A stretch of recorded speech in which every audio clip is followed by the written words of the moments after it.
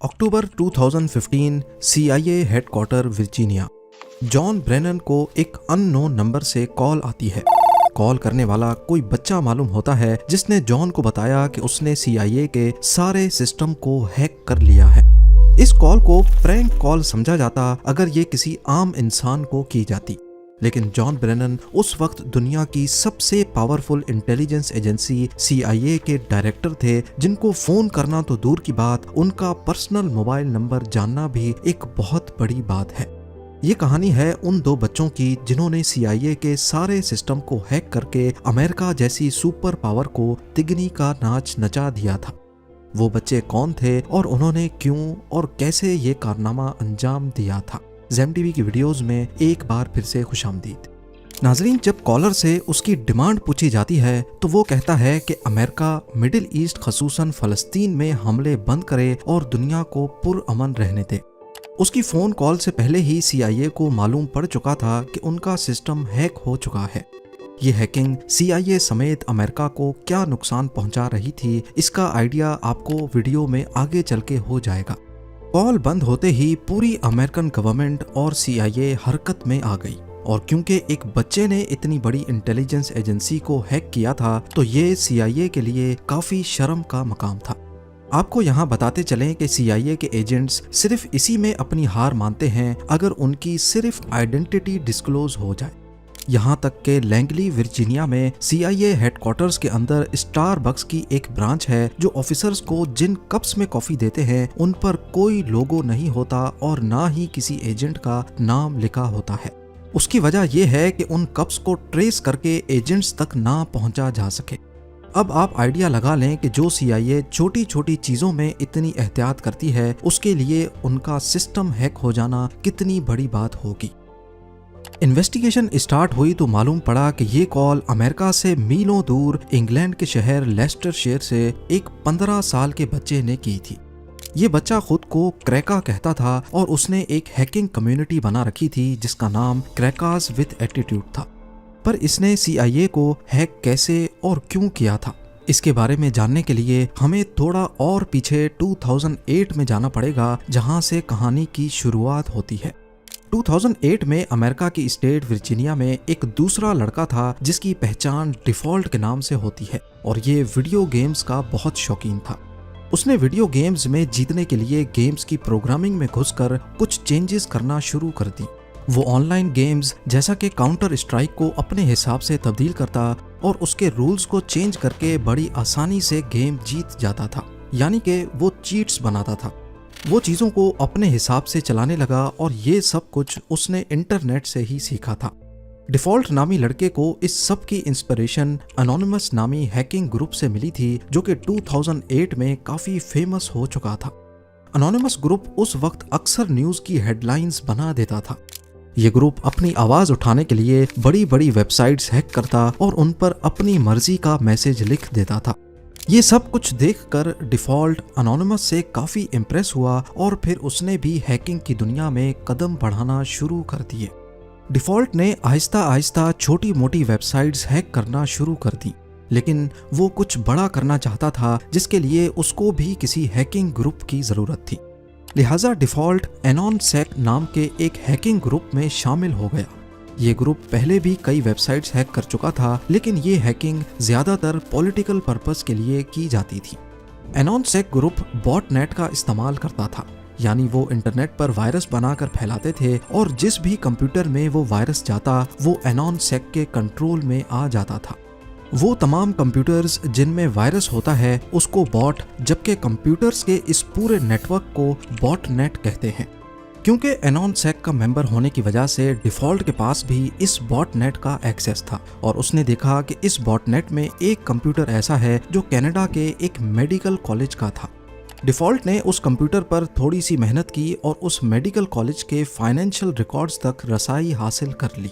उसने देखा कि स्कूल ने $9 मिलियन से ज़्यादा की रकम स्टूडेंट से अभी वसूल करनी थी, और ये सारे रिकॉर्ड्स अब डिफ़ॉल्ट के पास आ चुके थे, जो कि उसने कॉलेज के कंप्यूटर से डिलीट कर दिए। डिफ़ॉल्ट की पहली हैकिंग कामयाब हो चुकी थी। इसकी वजह से मेडिकल कॉलेज का सारा निज़ाम धर्म भरम हो गया। ये पहली हैकिंग तो इसने शरारत में की थी, लेकिन अगली हैकिंग गुस्से में की गई। 2014 में डेनमार्क की गवर्नमेंट ने एक शर्मनाक लॉ पास किया जिसके मुताबिक जानवरों के साथ जिनसी ज्यादती की जा सकती है। ये खबर पूरी दुनिया में एनिमल राइट एक्टिविस्ट को बहुत बुरी लगी। डिफॉल्ट के पास खुद भी एक कुत्ता था जिसको वो बहुत प्यार करता था। लिहाजा डिफॉल्ट ने गुस्से में आकर अपने ग्रुप के साथ मिलकर डेनमार्क की ऑफिशियल वेबसाइट को हैक किया और उस पर बड़ा बड़ा लिख दिया कि क्या आप जानते हैं कि आपकी सरकार जानवरों से ज्यादती की इजाजत देती है। ना सिर्फ इतना बल्कि डिफॉल्ट ने बॉटनेट का इस्तेमाल करके इस लॉ के फेवर में जितनी भी वेबसाइट्स बनाई गई थीं उन पर अटैक करके उनको भी बंद कर दिया। डेनमार्क की ऑफिशियल वेबसाइट हैक होने की वजह से ये बात फैल गई और पूरी दुनिया में डेनमार्क के इस कदम की मजम्मत होने लगी। लोग डेनमार्क को बुरा भला कहने लगे। आखिरकार डेनमार्क की सरकार ये प्रेशर बर्दाश्त ना कर पाई और अगले ही साल उनको ये फैसला वापस लेना पड़ा। डिफॉल्ट अपने मकसद में पहली बार कामयाब हो चुका था, पर लोग इसका क्रेडिट अनोनिमस ग्रुप को देने लगे क्योंकि उस वक्त यही हैकिंग ग्रुप हेडलाइंस बनाता था। ये बात डिफॉल्ट को बिल्कुल पसंद नहीं आई कि इतना बड़ा कारनामा किया तो उसने, लेकिन इसका क्रेडिट कोई और ले रहा है। लेकिन उसने हिम्मत नहीं हारी और अपना काम जारी रखा। दूसरे हैकर्स की तरह डिफॉल्ट भी अपनी आइडेंटिटी डिस्क्लोज नहीं करता था। उसको मालूम था कि हैकिंग की वजह से अगर कभी वो ट्रेस हो गया तो इसका अंजाम काफी भयानक हो सकता है।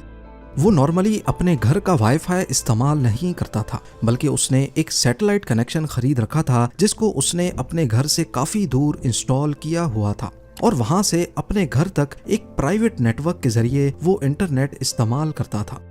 उसका कंप्यूटर भी काफी सिक्योर था, यहाँ तक कि इस सिक्योरिटी की वजह से उसका कंप्यूटर ऑन होने में 30 मिनट लगा था। मगर अपनी प्राइवेसी की खातिर उसको इतना इंतजार करने में कोई मसला नहीं था। खैर, अभी तक आपने इस कहानी के सिर्फ 2 कैरेक्टर्स के बारे में जाना है। एक है क्रैका जो कि इंग्लैंड और दूसरा डिफॉल्ट जो यूएसए में रहता था। 2013 से पहले ये एक दूसरे को नहीं जानते थे, पर एक वाकया हुआ जिसकी वजह से ये दोनों एक हो गए। Edward Joseph Snowden National Security Agency में as a computer intelligence consultant थे।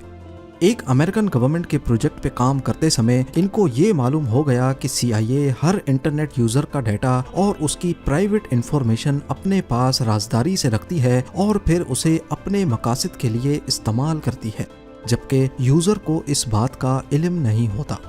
एडवर्ड CIA के इस राज से पर्दा उठाना चाहते थे, मगर दूसरी तरफ उनको ये डर भी था कि अमेरिका में रहते हुए ये काम नहीं किया जा सकता। या तो उनको मार दिया जाएगा या फिर सीक्रेट इंफॉर्मेशन लीक करने के जुर्म में उनको जेल भेज दिया जाएगा। इसीलिए एडवर्ड ने छुट्टी ली और हांगकांग चले गए, जहां उन्होंने जर्नलिस्ट के सामने अमेरिका के इस सीक्रेट को दुनिया के सामने खोल कर रख दिया। ये खबर लीक होते ही पूरी दुनिया में तहलका मच गया। लोगों में गुस्सा पाया जाने लगा कि उनका डाटा उनकी परमिशन के बगैर इस्तेमाल हो रहा है और उनकी नकलो हरकत पर पल पल नजर रखी जा रही है। इसी बात पर रिएक्शन के तौर पे डिफॉल्ट और क्रैका का आपस में कांटेक्ट हुआ। दोनों ने अमेरिकन गवर्नमेंट और CIA को सबक सिखाने का फैसला कर लिया। वो CIA को एहसास दिलाना चाहते थे कि लोगों की पर्सनल इंफॉर्मेशन जब लीक होती है तो कैसा महसूस होता है। क्रैका और डिफॉल्ट का मकसद एक था। डिफॉल्ट अपनी आवाम की प्राइवेसी खत्म करने पर USA से बदला लेना चाहता था, जबकि क्रैका गाजा पर किए जाने वाले हमलों का बदला लेना चाहता था। यानी दोनों का दुश्मन अमेरिकन सरकार थी। सबसे पहले उन्होंने अमेरिकन नेशनल इंटेलिजेंस एजेंसी के डायरेक्टर जेम्स क्लैपर का फोन नंबर पब्लिक कर दिया और किसी को भी सिर्फ गूगल करने से उनका फोन नंबर मिल जाता। अब वो किसी और हाई प्रोफाइल आदमी को हैक करना चाहते थे और उन्होंने CIA के डायरेक्टर जॉन ब्रेनन को हैक करने का मिशन संभाल लिया। क्रैका ने इंटरनेट पर जॉन के बारे में सर्च करना शुरू किया तो उसका एक पब्लिक फोन नंबर सामने आया। उसने देखा कि वो नंबर वेरिजॉन का था, जो कि एक अमेरिकन मोबाइल ऑपरेटर है। उसने वेरिजॉन की इंटरनल टेक टीम को उसी कंपनी का एम्प्लॉय बनकर फोन किया और कहा कि वो एक कस्टमर की प्रॉब्लम सॉल्व करने के लिए उनसे राब्ता कर रहा है, क्योंकि उसके सिस्टम में कोई टेक्निकल इशू है। वेरिजॉन की टीम ने उसकी आइडेंटिटी कंफर्म करने के लिए पिन कोड मांगा, जो वो ऑलरेडी हैक करके मालूम कर चुका था। वेरिफिकेशन के बाद वेरिजॉन ने जॉन ब्रेनन की पर्सनल डिटेल्स क्रेका से शेयर कर दी। अब क्रेका के पास जॉन ब्रेनन का account number, backup mobile number, address और उसके बैंक कार्ड के आखिरी 4 डिजिट्स भी मौजूद थे। अब अगला स्टेप ब्रेनन का ईमेल हैक करना था। उसने मालूम किया कि ब्रेनन याहू या जीमेल के बजाय AOL नामी कंपनी का ईमेल इस्तेमाल करता है। उसने AOL सपोर्ट टीम को कॉल किया और कहा कि मैं अपना पासवर्ड भूल गया हूँ, उसको रीसेट करवाना है। AOL के सपोर्ट मेंबर ने कंफर्म करने के लिए बैंक कार्ड के आखिरी 4 डिजिट्स पूछे जो क्रेका के पास पहले से मौजूद थे।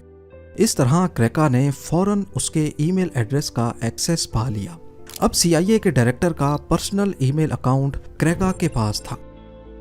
उसने जॉन ब्रेनन का प्राइवेट ईमेल खोला जिसमें सारे इंपॉर्टेंट और टॉप सीक्रेट डॉक्यूमेंट्स मौजूद थे। दूसरे CIA ऑफिसर्स का डाटा, उनके सोशल सिक्योरिटी नंबर्स और गवर्नमेंट से मिलने वाली इंस्ट्रक्शंस। तब तक ब्रेनन को भी खबर हो चुकी थी कि उसका ईमेल अकाउंट हैक हो चुका है और उसने फौरन अपना अकाउंट बंद करवा दिया। मगर अब काफी देर हो चुकी थी क्योंकि क्रेका ये सारा डाटा अपने पास डाउनलोड कर चुका था। क्रेका ने एक एक करके सारे ऑफिशियल डॉक्यूमेंट्स पब्लिक करना शुरू कर दिए, जिससे पूरे अमेरिका में एक कोहराम मच गया। पूरी दुनिया में CIA की बदनामी हो रही थी। अब उनके लिए हैकर्स को पकड़ना मजबूरी बन चुका था। वो हर हाल में जल्द अज जल्द उनको पकड़ना चाहते थे, लेकिन वो कोई भी सुराग हासिल नहीं कर पाए। जॉन ब्रेनन को फोन करने के कुछ दिनों के बाद क्रेका ने डिपार्टमेंट ऑफ जस्टिस के 9,000 जबकि FBI के 20,000 एजेंट्स की पर्सनल इंफॉर्मेशन सोशल मीडिया पर शेयर कर दी।